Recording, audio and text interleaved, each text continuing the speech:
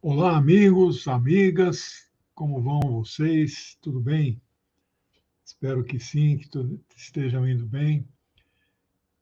Nós estamos aí na fase final do nosso curso de vida e obra do Mao Zedong, camarada Mao Zedong. E hoje, desde a aula passada, hoje é a parte 2. Nós não vamos conseguir concluir hoje. Eu pensei que daria em 2 aulas. Maoísmo no Brasil. Então, eu me baseio no texto acadêmico do professor Franklin Oliveira.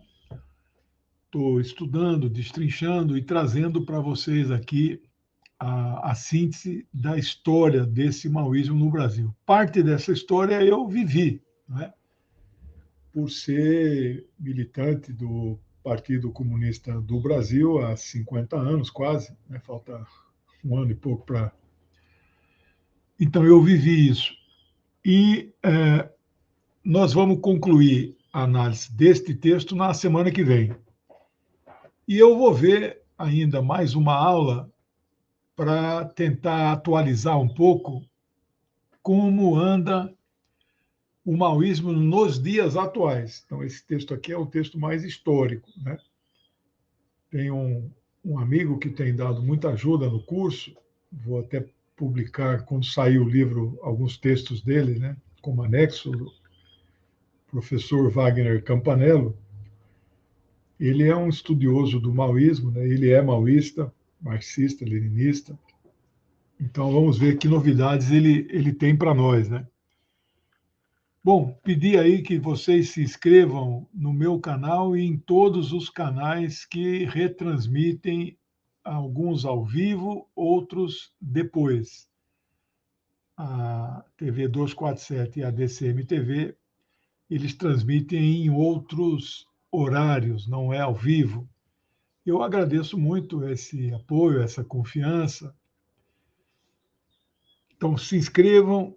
Os canais que são monetizados, vocês, se puderem entrar de membro no meu canal, eu preciso muito desse tipo de ajuda.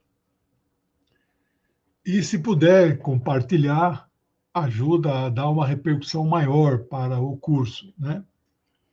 Bom, eu parei na aula passada falando da ação popular, que depois vira Ação Popular Marxista-Leninista, que depois entra no PCdoB.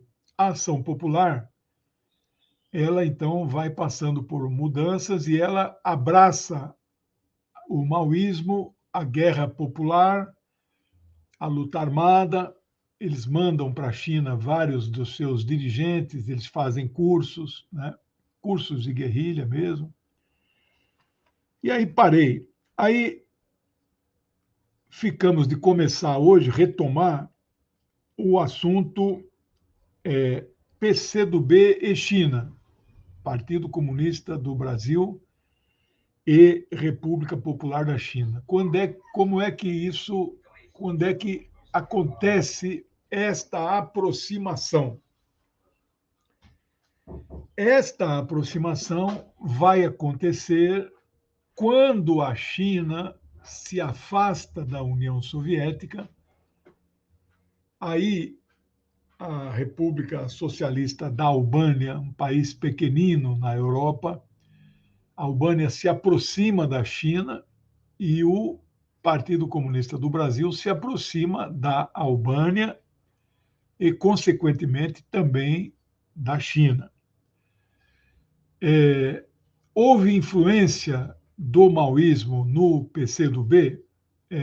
Negar isso é negar a história. Então, eu tenho que admitir que houve esta influência. Mas o que importa o partido nunca se apresentou como um partido maoísta.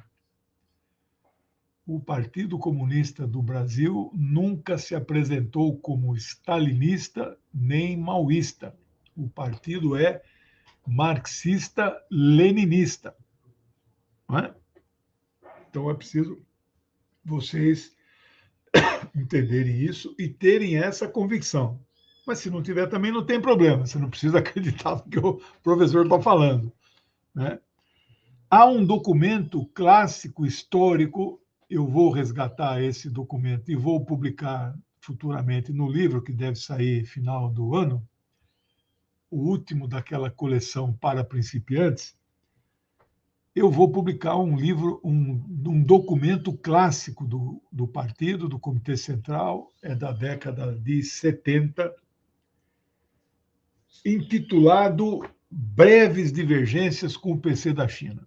Eu nunca me esqueço, li isso tem quase 50 anos, li e gostei.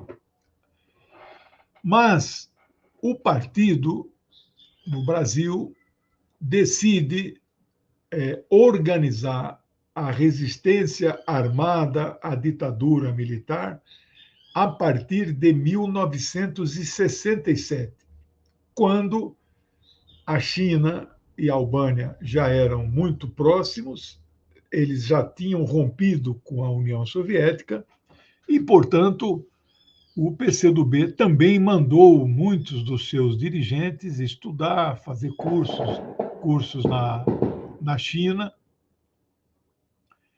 E os nossos dirigentes, e mesmo eu que nunca fui dirigente, nós estudamos a obra de Mao Zedong, né? Não só aquele livrinho vermelho, que eu destrinchei aqui todos os 30 e tantos capítulos, como as obras escolhidas, naqueles livrinhos vermelhos que eu mostrei aqui ao longo do curso. Então, nós estudamos. Teve influência? O Brasil da década de 60 era muito parecido com a China da década de 40, mais precisamente 1949, quando eclodiu e terminou, na verdade, não é começou, terminou a Revolução Popular na China, 1º de outubro. Né? Então, muito parecido em que sentido? 70% da população era camponesa. Portanto, e Mao nunca disse que os camponeses têm que cercar as cidades, né? Ele disse que os camponeses terão um papel decisivo na conquista das cidades, mas em aliança, em sincronia, em consonância com o proletariado urbano.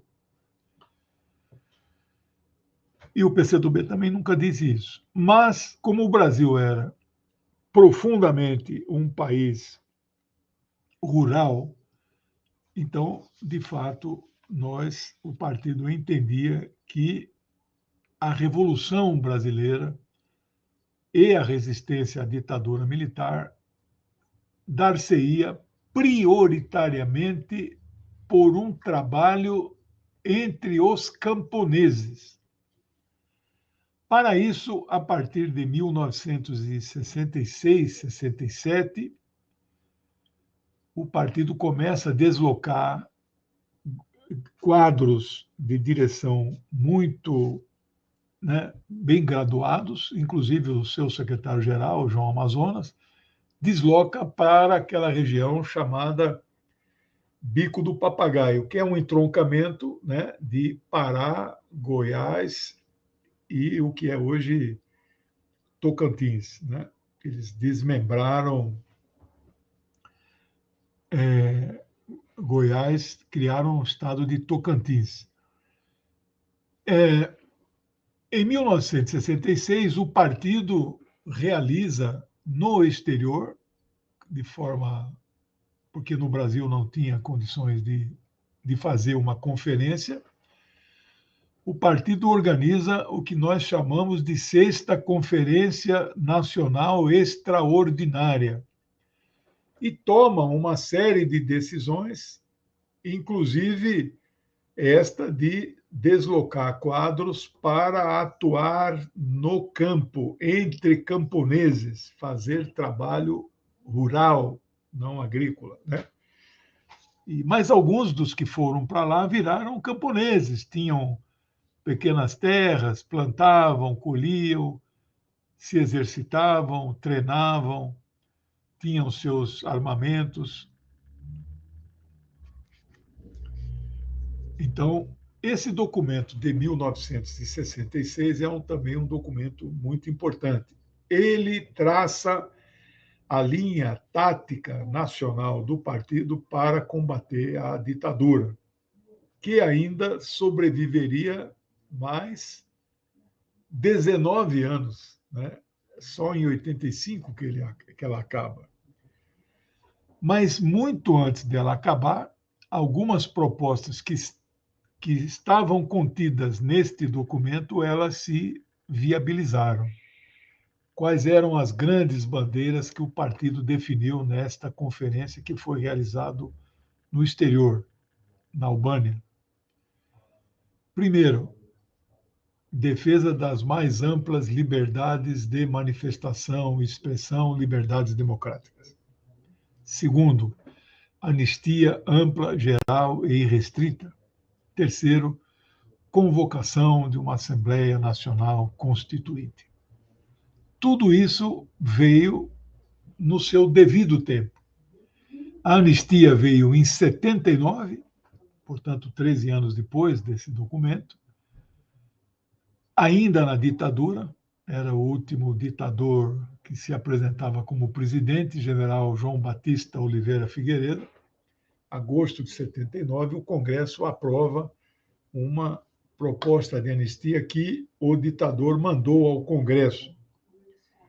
E era uma época que só existia MDB e Arena. E não foi a anistia que nós gostaríamos, ela foi chamada anistia recíproca.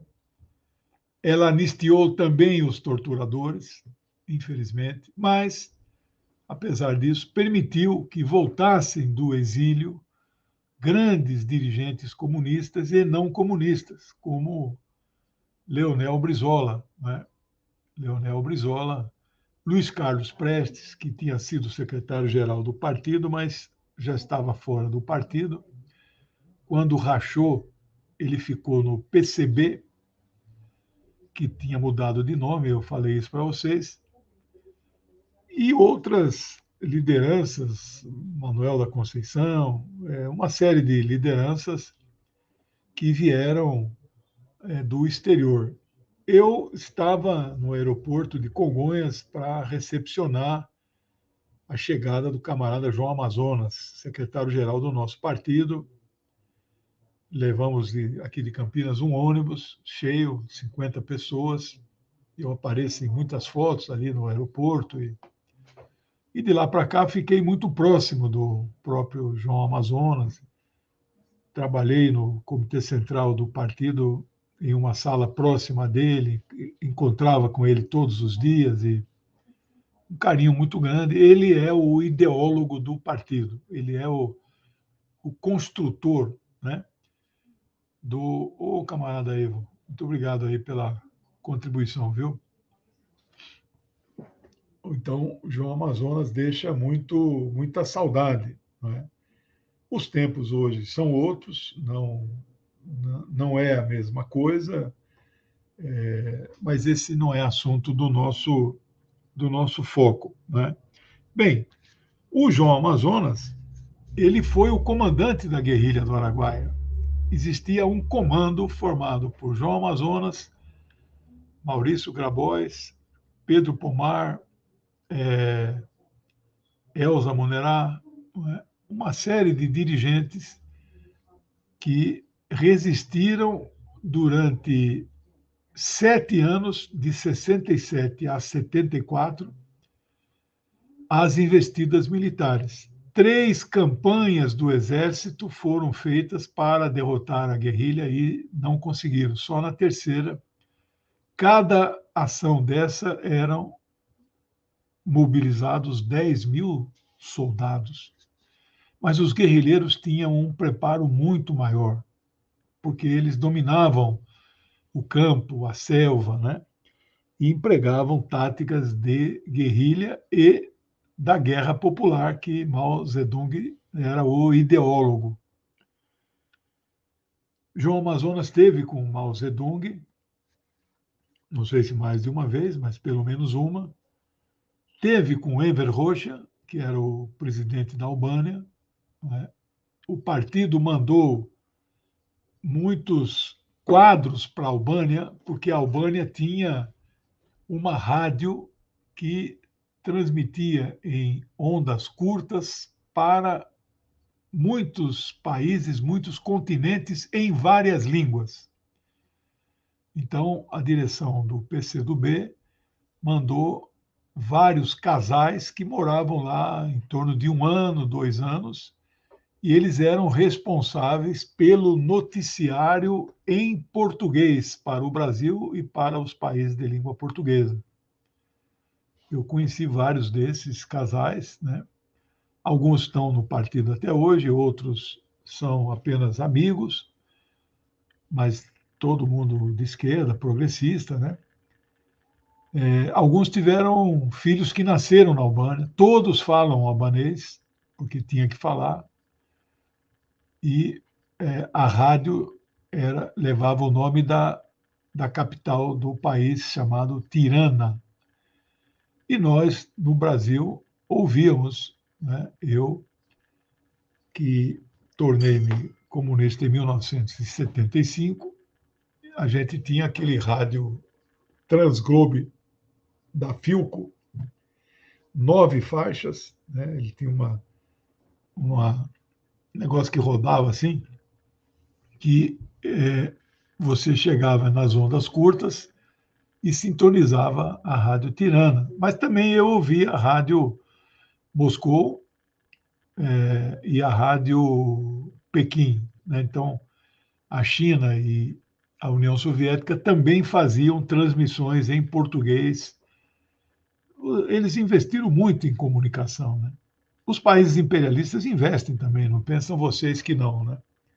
A BBC, o que é a BBC? Né? O que é a Deutsche Welle na Alemanha? O que é a Rádio France Internacional? Né? É rádio e é TV francesa para o mundo inteiro. Né? Então, eles também têm os seus noticiários nas línguas para divulgar a sua ideologia. Né? Bem,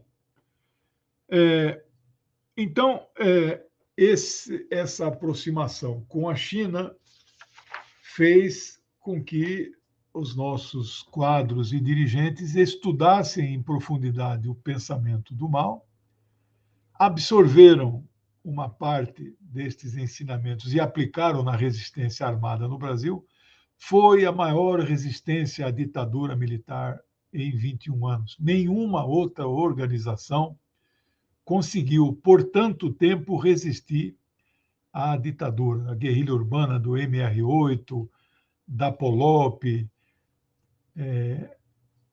a ALN, né, do Marighella, que fez muitas operações de guerrilha urbana, não se compara ao trabalho que os comunistas fizeram. Eles se enraizaram com o povo. Eles se apresentavam como forga, emitiam documentos chamados Forças Guerrilheiras do Araguaia, tinham um boletim, tinham um jornal, faziam reuniões. Né? Muitos camponeses entraram para a guerrilha, foram treinados, se incorporaram, deram resistência. Muitos conseguiram escapar com vida ao cerco, ao último cerco. Outros não conseguiram e até hoje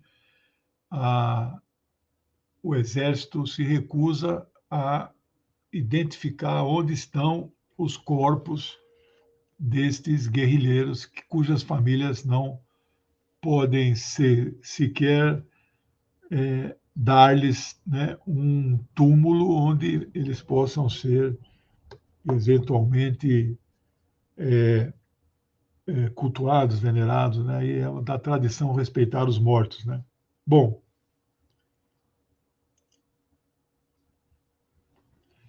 então essa é a história da assunção da ideologia maoísta no PCdoB, mas o partido nunca se assumiu como um partido maoísta e nós também nunca dissemos que a revolução aqui seria a partir do campo, sem a participação do proletariado urbano, né? Bem, aí vamos seguir, então, com a análise do documento do professor Franklin Oliveira, e nós queremos aqui, eu preciso fazer alguns registros históricos de alguns acontecimentos, como eu falei na aula passada, desse afastamento da China da União Soviética. A União Soviética chegou a retirar todos os seus técnicos que trabalhavam na China, né? E quais são os acontecimentos que eu quero registrar aqui para vocês?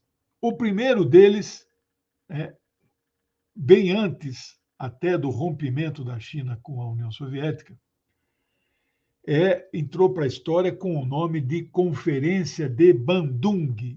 Bandung é a capital da Indonésia, que era presidida por um cara que não era lá flor que se cheire, nenhum exemplo de democrata, mas ele era anti-imperialista e ele, então, convocou a reunião, Conferência de Bandung, que aconteceu de 18 a 24 de abril de 1955. Foi justamente na capital da Indonésia e estiveram presentes 29 países africanos e asiáticos. Os latino-americanos não foram, não é? Cuba só faria a sua revolução em 59. Então, bem, este movimento ele surge sob influência do pensamento Mao Zedong, que é a chamada teoria terceiro-mundista, né? Então, Mao dizia que existem três mundos: o mundo capitalista, o mundo socialista liderado pela União Soviética, que já não era tão socialista assim desde 1956, né? E é preciso criar um terceiro mundo, né, de países que não são nem capitalistas, mas também não são socialistas. É muito estranha essa teoria. Nós, comunistas, marxistas-leninistas, do PCdoB, nunca também concordamos com a teoria dos chamados três mundos, né, do Mao Zedong, né? Para vocês verem que nós nunca abraçamos propriamente a ideologia maoísta, né? Bom, essa conferência de Bandung, ela tinha um caráter marcadamente anticolonial e anti-imperialista. E o imperialismo era representado na figura dos Estados Unidos. Ainda que França, Inglaterra, Alemanha e Itália, eles também eram países subimperialistas, mas sob o comando dos Estados Unidos. Então, esta conferência ocorre sobre esta marca e sobre a influência da teoria dos três mundos de Mao, né?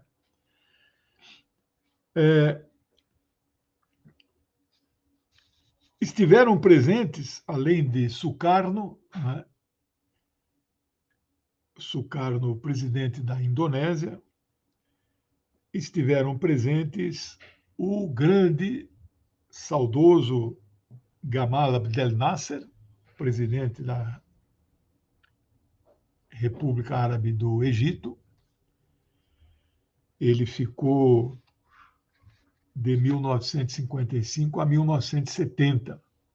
Quando ele morre em 70, eu tenho as imagens do enterro dele, assim, parou o mundo árabe inteirinho. Ele era muito amado pelo povo e de lá para cá nunca mais surgiu alguém com esta dimensão que Nasser teve, né?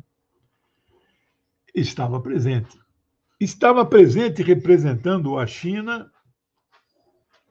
a República Popular da China, Zhou Enlai, alguns falam Zhou Enlai, era o primeiro-ministro da China, obrigado, amor, onde era presidente do país Mao Zedong.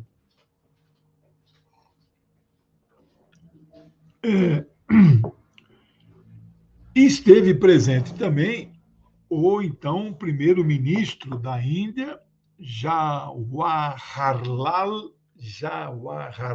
Nehru. Né? Então, a Índia, que já era uma potência, mas todos esses países eram subdesenvolvidos, não eram nem sequer em desenvolvimento ainda, né? Como nós chamamos hoje muitos países, né?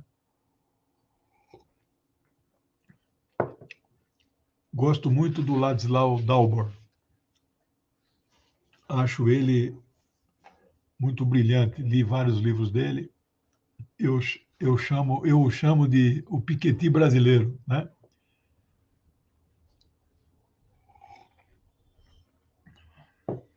Aí o nosso amigo Wagner chegou. E ele contribui aqui com essas manifestações. Bom, caminhando aqui na nossa jornada histórica, o mais importante eu não falei, da Conferência de Bandung. Eles criaram o MPNM, Movimento dos Países Não Alinhados. Existe até hoje, tem 112 países membros, tem um presidente rotativo, não sei quem é atual, era a Venezuela até 2 anos atrás, mas não joga mais papel.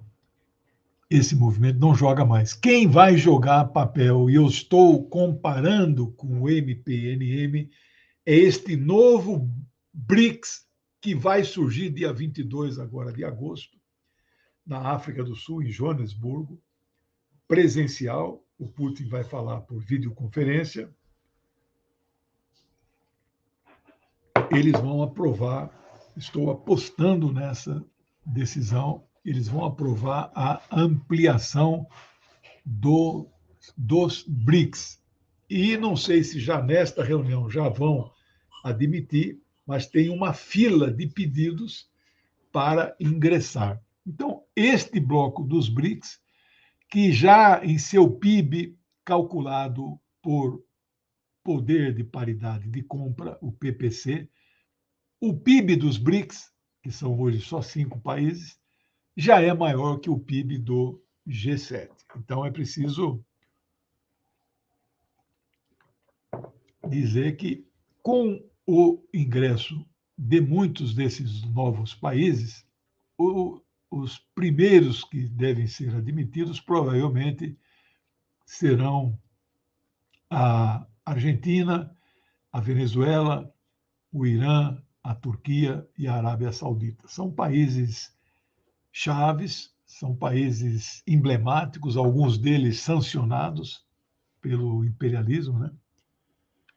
Mas eu não sei se já nesta reunião eles vão aprovar a ampliação e já vão admitir alguns, não sei, porque eles têm que aprovar as regras, né, para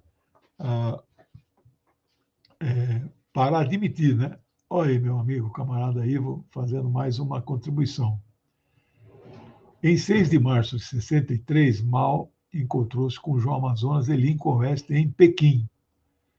O Partido Comunista do Brasil estava sendo reorganizado após a ruptura com os revisionistas do Partido Comunista Brasileiro, que foi no dia 18 de fevereiro de 62. Então, o Ivo dando uma informação muito preciosa, que um ano e, digamos, um mês depois da reorganização do PCdoB, foi para a China, então, o Amazonas e o Lincoln West. Lincoln West foi assassinado no dia 10 de dezembro de 1976, quando uma reunião que acontecia num aparelho do partido, o aparelho era o nome que se dava a uma casa que abrigava clandestinamente dirigentes comunistas perseguidos pela ditadura. Estavam em reunião e eles mataram neste dia Pedro Pomar, Maurício Grabois, Lincoln West, Carlos Guilhardini e Lincoln Bicalho Roque, né? Mataram. O Grabois, eu não tenho certeza se morreu nesse dia ou se já tinha morrido lá no Araguaia, né? Mas eles foram comandantes da guerrilha. Eles invadiram esta casa, fica na rua Pio XI, na Lapa, não sei se existe até hoje, mas o objetivo é eles achavam que João Amazonas estava ali, era para matar o Amazonas estava no exterior, né? E uma boa parte do Comitê Central estava fora do país, né? Bom, na nossa caminhada histórica, vai acontecer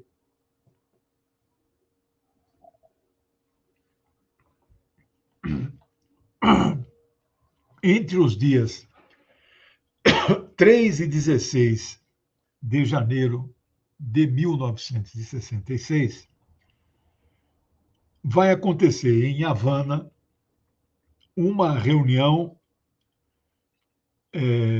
convocada por Cuba, que contou com a presença de 500 delegados de 82 países.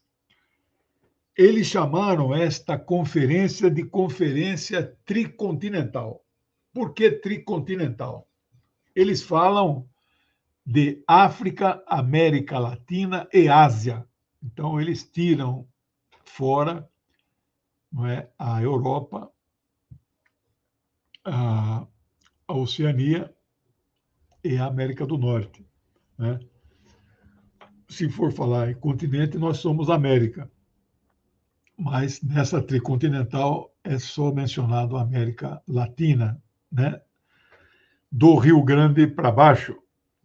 E o Grande é o Rio Grande que divide o México e os Estados Unidos, né? São mais ou menos 34 ou 36 países, né?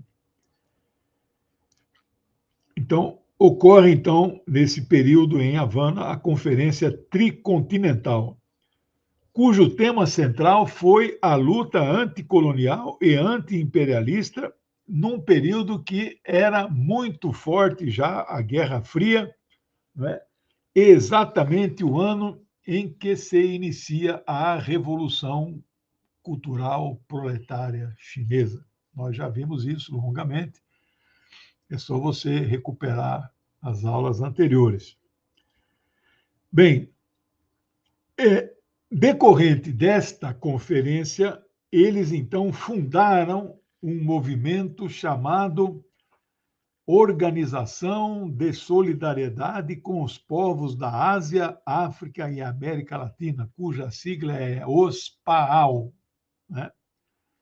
Que também foi de iniciativa de Cuba, cujo grande objetivo era combater a colonização, o imperialismo e já o neoliberalismo, que as ideias neoliberais existem desde 1944, quando Friedrich Hayek, economista austríaco, Nobel de Economia, publica o seu livro Self-Dorm Road, né? O Caminho da Servidão.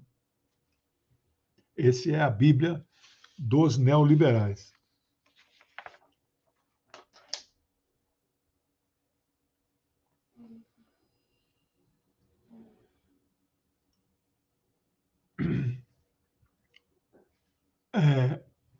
Na nossa caminhada, estas duas organizações, o MPNM, lá de Bandung, e a OSPAAL, desta conferência de 66, né, 11 anos depois de Bandung, eles não conseguem dar um enfrentamento direto ideológico com o imperialismo, e eles então, segundo a opinião do autor, com a qual eu estou de acordo, eles caminham para uma certa neutralidade, né?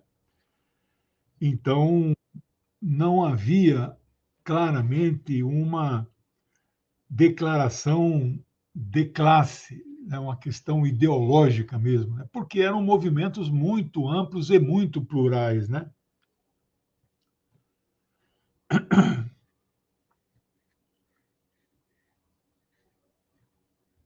Bom, decorrente das posições emanadas do 20º Congresso do Partido Comunista da União Soviética, que nós já vimos em aulas anteriores, isso fez rachar o movimento comunista internacional. Em todos os países, praticamente, os partidos comunistas cindiram, né? Dividiram-se, e sempre um mais forte que o segundo, né? Nunca foi por igual essa divisão. Aqui no Brasil mesmo, há uma estimativa que os que reorganizaram o PCdoB eram 100 pessoas no Brasil inteiro. Tanto que eles soltaram um manifesto chamado Manifesto dos 100. Todo mundo que ficou no velho partido, né, que é o de 22, que chamava Partido Comunista do Brasil, chama até hoje, assinaram o Manifesto 100. E o outro, que mudou o nome para Partido Comunista Brasileiro, né, cuja sigla era originalmente PCB, mas como não tinha dois, não havia problema, por isso que nós só mudamos a sigla. O outro partido até hoje ficou conhecido como Partidão, mas é desse tamaninho. O Brasil tem 80 mil vereadores, eles têm 0 vereadores. O PCdoB, que é pequeno, tem 1.000. Né? E nós tivemos, na eleição de 2020 para vereador, nós tivemos 1,5 milhão de votos. Eles tiveram 15 mil. 15 mil. Nós tivemos 100 vezes mais. Então, é um partidinho, mas leva o nome de partidão ainda. Né? E agora, não sei se vocês estão acompanhando, o que já era microscópio rachou. Eles expulsaram um cara que é histórico no PCB, o Ivan Pinheiro, o Jones Manuel, aquele cara que é a estrela deles lá de Pernambuco, foi candidato a governador em Pernambuco. E é uma brigaiada aí, mas não é nosso foco. Então, esse 20º Congresso rachou o MCI no mundo inteiro. Né? Bom, aí então passam as divergências, elas se refletem na América Latina. Parte das organizações revolucionárias, partidos de esquerda, comunistas, etc. e tal, passou a não defender mais a revolução armada, passou a defender as chamadas transições pacíficas, negociadas, políticas ou mesmo eleitorais. Né? E um período em que Cuba começa a se afastar da União Soviética, ou, na verdade, a União Soviética se afasta de Cuba, exatamente porque a União Soviética já não concorda, né? E Cuba incentivava a luta armada onde fosse possível, nos países da América Latina. Né?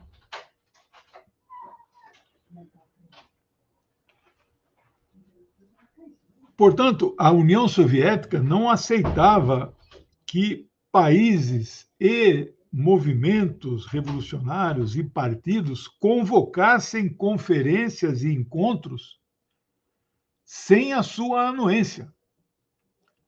Então, por quê? Eles se achavam donos, teve o monopólio do movimento comunista no mundo e nada podia ser feito sem a participação do PCUS. Né? E esses dois eventos que eu mencionei, a Tricontinental, a OSPAAL e mesmo o Bandung, a União Soviética tem pouca participação. Né?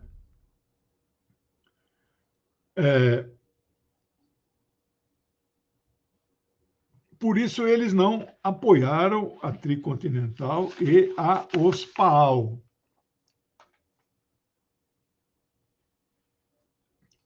Depois, na nossa caminhada, vai acontecer também em Havana, Cuba, entre os dias 31 de julho e 10 de agosto de 1967, vai ocorrer em Havana a primeira Conferência de Organização Latino-Americana de Solidariedade. Aqui a sigla é OLAS. Nada a ver com aquela OSPAO. Aqui é uma conferência, né? A OSPAO é uma organização que presta solidariedade, né? Quem convocou foi Salvador Allende, ele mesmo que tornou-se presidente alguns anos depois e foi derrubado em 11 de setembro de 1973 e foi assassinado pela ditadura que se instaurou no país, chefiada pelo general fascista Augusto Pinochet.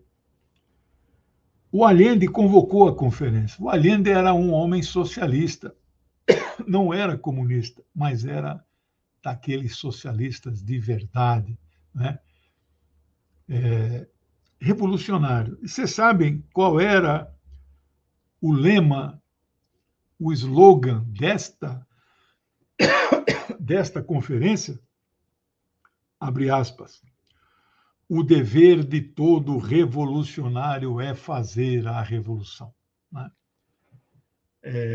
Eu gosto muito desse slogan até hoje. Né? Eu não perdi aquela chama interna revolucionária, mesmo já sendo um senhor já.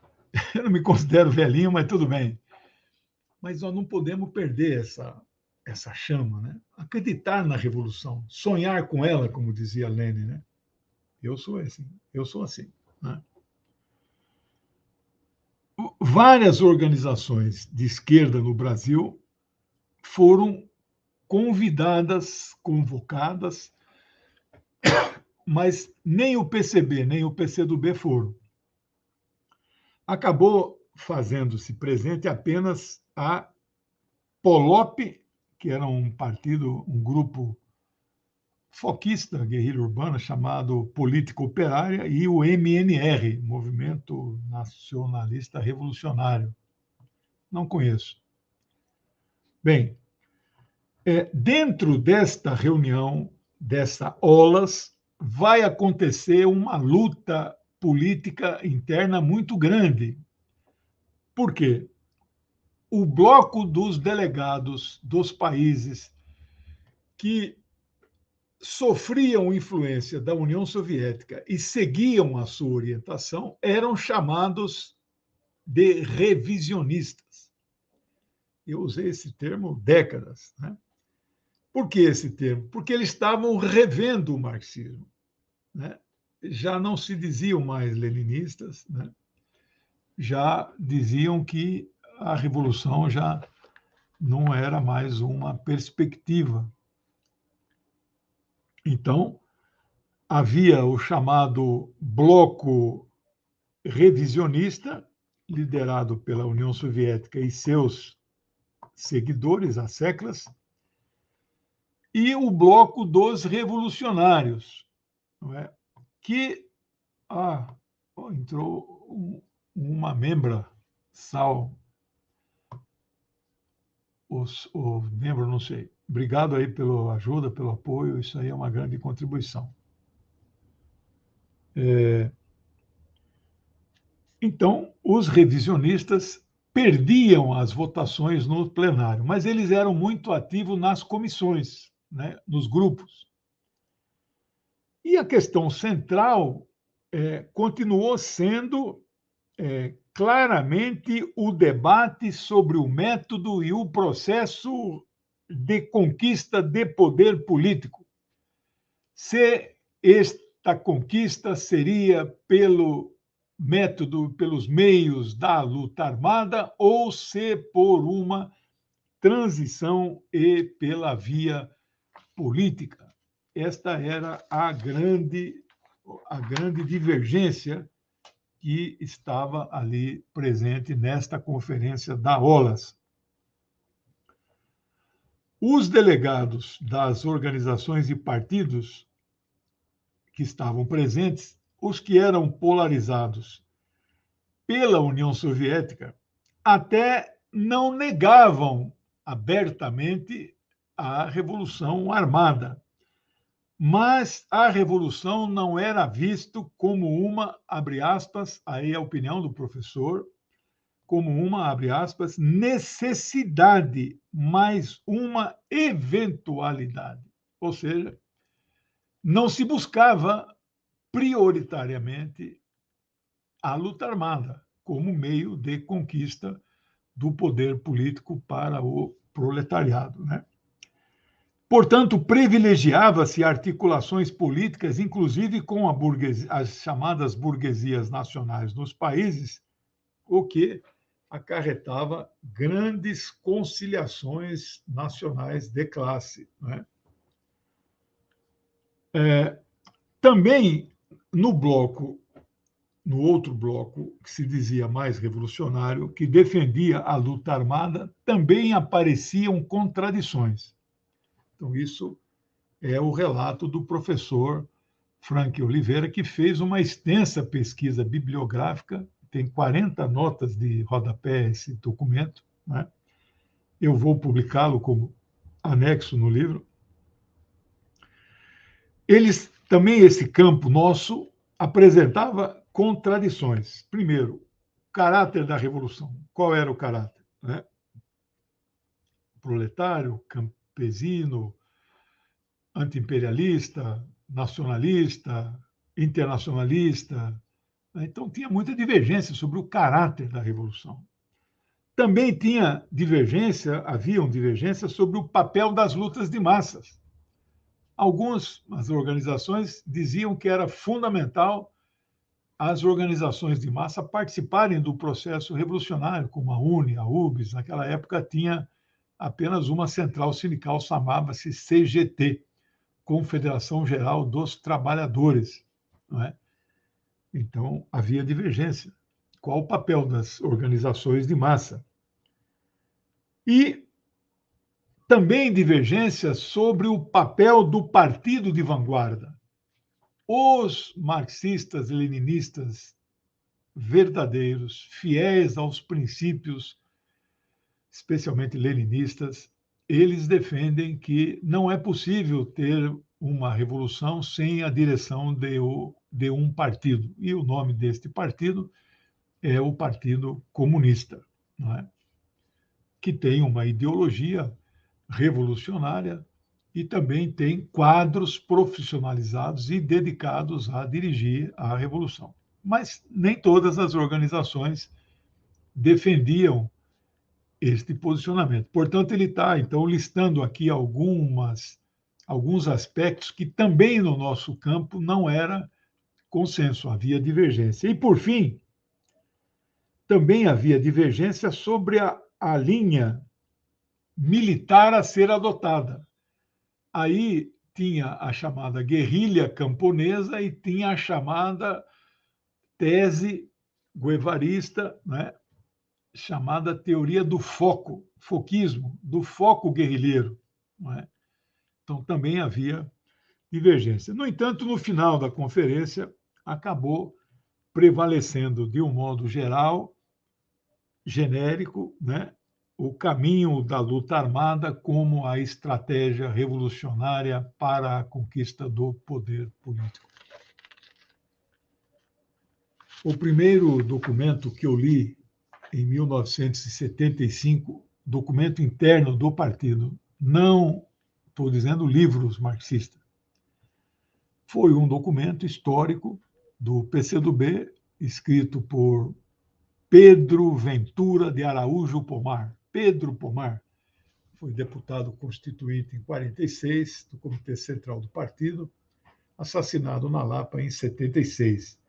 O título do documento é Guerra Popular, o caminho da luta armada no Brasil. Era um documento, um calhamaço. Naquela época, as coisas eram datilografadas em um stencil, a tinta, que você passava em um mimeógrafo, imprimiam as folhas, grampeava, né? E aí, clandestinamente, isso circulava, né?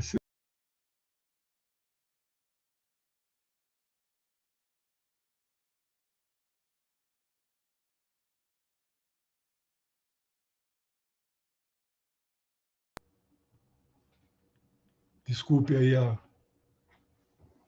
que eu cliquei aqui em algum botão errado, caiu a imagem. Mas agora acho que está normal.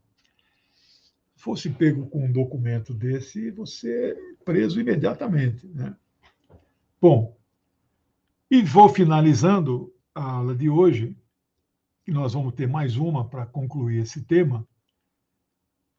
O grupo da Ação Popular, que estava em processo de transformação para mudar o nome para Ação Popular Marxista-Leninista, que, como já vimos na aula passada, em maio de 1973, eles ingressaram no Partido Comunista do Brasil, o grupo da AP discordou da análise que a agricultura latino-americana tinha características feudais. Esse é um debate, existe essa divergência entre historiadores, se o Brasil passou pela etapa feudal ou foi direto do escravismo para o sistema capitalista.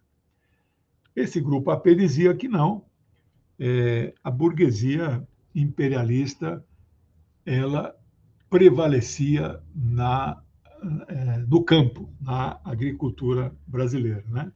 Portanto, não teria havido essa etapa feudal. No final desta conferência da OLAS, de 67, eu falei de 3 eventos: Bandung 55, Tricontinental OSPAL 66 e OLAS 67. Eles formaram um comitê permanente com vários países e vários membros, sendo que Cuba tinha ficado na Secretaria-Geral. Por isso o ódio que os Estados Unidos têm da pequenina Cuba, porque eles irradiavam aquela chama revolucionária que nós, comunistas e outros revolucionários que não são comunistas, têm dentro de si. No Brasil, o Betinho, irmão daquele cartunista famoso Enfield, Betinho, que criou aquela ONG sobre a campanha contra a fome, né?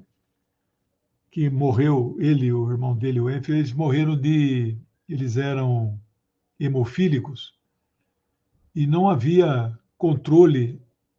Os hemofílicos têm que tomar transfusões de sangue periódicas. Não havia controle do sangue no Brasil e era uma época da epidemia da AIDS, né? E os dois morreram de AIDS, né, por transfusão. Mas é um grande cara, a campanha contra a fome do Betinho. É até uma frase na música que a Elis cantou, né, o bêbado e o equilibrista, né, que o Brasil espera a volta do irmão do Enfield. Por que a volta? Ele estava exilado e, neste momento, ele entrou no comitê permanente da OLAS e acabou morando em Cuba por pelo menos 11 meses, é o que relata aqui o nosso professor Franklin Oliveira. Eu tentei pedir ajuda para o camarada Wagner para localizá-lo, até agora não consegui. Vamos ver se os meus amigos baianos, parece que ele mora lá em Salvador. O currículo dele fala que ele é professor universitário há 48 anos, mas eu não sei quando que esse currículo foi escrito, né? Nem sei se ele é vivo ainda. Se for, talvez ele more lá em Salvador. Temos muitos amigos, amigas lá em Salvador, vamos tentar localizá-lo. Bem, amigos, amigas, a aula de hoje era isso. Na aula que vem, nós vamos terminar a análise deste texto dele, do professor Franklin, e talvez tenhamos mais uma aula para fechar o curso, que nós vamos passar em revista como é o maoísmo hoje no Brasil e no mundo, né? Tá bom? Então era isso. Obrigado por tudo. Um abraço para vocês. Bom resto de semana. Lembrando que domingo nós estamos no curso, vai ser a terceira aula do curso das filósofas da antiguidade, mulheres filósofas, né? Eu consegui um jeito de aquele livro que custa 1.200 usado no Amazon, eu consegui um jeito de tirar cópia em inglês, mas em inglês a minha leitura é 100%, só que é um pouco mais lenta, né? É a Bíblia das mulheres filósofas. Tem 4 volumes, me interessa o primeiro, que é 500 antes da era atual até 500 depois, quando vai Hipásia de Alexandria, depois Hipárquia e depois Macrina. Então, eu vou aprofundar, então vocês estão convidados a acompanhar esse curso das filósofas da Antiguidade Clássica, leia-se Grécia. Estou pensando em amanhã ou sexta fazer um programa extraordinário, porque nos outros programas de outros canais eu não tenho tanto tempo para falar como eu gostaria de aprofundar certos assuntos, que é o caso do que está acontecendo na África nesse momento. Muita gente perguntando, com dúvida. Então, talvez amanhã ou sexta eu faça uma. Vocês que me assistem devem estar na minha lista de. Obrigado, Danilo. Deve estar na minha lista de WhatsApp. Se não está, tem que me mandar um oi no meu Zap, eu salvo o seu número e coloco você na lista, tá bom? Aí você vai receber muita coisa minha que eu mando todos os dias, pelo menos 2 circulares, tá? Então fiquem bem, boa semana para vocês. Obrigado por tudo, quem entrou de membro, quem fez contribuições, quem se inscreveu no canal, chegando aí a 13 mil, e nos outros canais, nas TVs 247 DCM, também nos canais parceiros, né, que são Mídia Livre, Pão com Ovo, Vozes Livre, Oswaldo Bertolino, PCTV, Chimarrão Marxista e Caverna TV. Obrigado, pessoal. Um beijo para vocês. Tchau.